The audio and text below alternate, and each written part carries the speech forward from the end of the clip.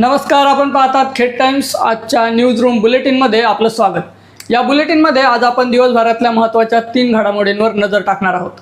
आज दिवसभरात खेड तालुक्याच्या राजकारणात काही महत्त्वाच्या घडामोडी घडल्या. जिल्हा परिषदेच्या पिंपळगावतर्फे खेड गटातून शिवसेनेच्या तिकिटावर निवडणूक लढलेल्या श्रीनाथ लांडे यांच्या राष्ट्रवादी काँग्रेसमधील जवळीकीच्या चर्चांवर आज आपण भाष्य करणार आहोत. बुधवारी रात्री रेटवडीमध्ये बोकाळलेली मुरुम माफियागिरी, झालेला हायवा कांड याबद्दलही आपण आजच्या या बुलेटिनमध्ये जाणून घेणार आहोत. बातमीपत्रात तिसरी गोष्ट खेड पंचायत समितीच्या पायऱ्यांवर झालेल्या आंदोलनाची आहे.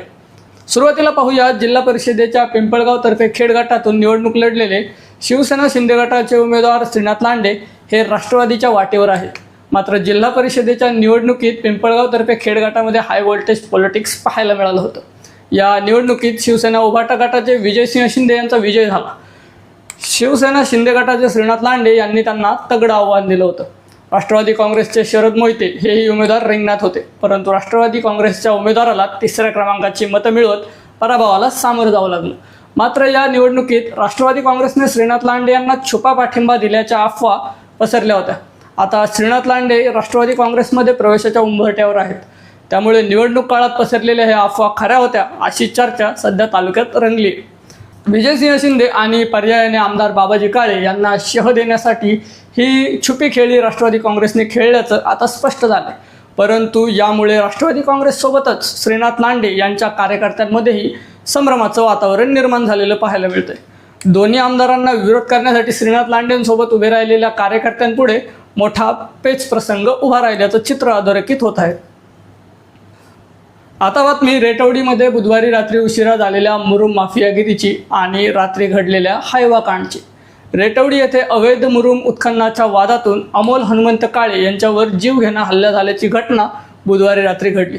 गोरख म्हासाडे यांच्या विरोधात तक्रार का दिली या कारणावरून आरोपींनी लाकडी दांडके, विळा आणि कोयत्या. दर्शन काळे यांनी हायवा गाडी अमोल काळे यांच्या अंगावर घालून जीवे मारण्याचा प्रयत्न केला. यामध्ये 4 वाहनांचे नुकसान झालेलं आहे. विशेष म्हणजे हा सगळा प्रकार CCTV कॅमेऱ्यात कैद झाला आहे. तुम्हाला या घटनेचं CCTV फुटेज पाहायचं असेल तर खेड टाइम्सच्या फेसबुक पेज आणि इंस्टाग्रामवर पाहता येईल. पूर्व भागातील मुरुम माफियागिरी प्रकरणाला रेटवडीच्या हद्दीतील इंदिरा पाझर तलावातील अवैध गौण खनिज उत्खननाची किनार आहे. 13 मे रोजी कनेरसरच्या मंडल अधिकारी शीला शेवाळे यांनी अवैध गौण खनिज उत्खनन आणि मुरुम चोरीचा आरोप करत अमोल काळे यांच्यावर गुन्हा दाखल केला होता. या मुरुम चोरी प्रकरणी 20 मे रोजी राजगुरुनगर येथील जिल्हा आणि अतिरिक्त सत्र न्यायालयाने अमोल काळे यांचा अटकपूर्व जामीन मंजूर केला होता. बुधवारी रात्री रेटवडीमध्ये अमोल काळे यांच्यावर कोयता, विळ्यानं जीवघेणा हल्ला झाला.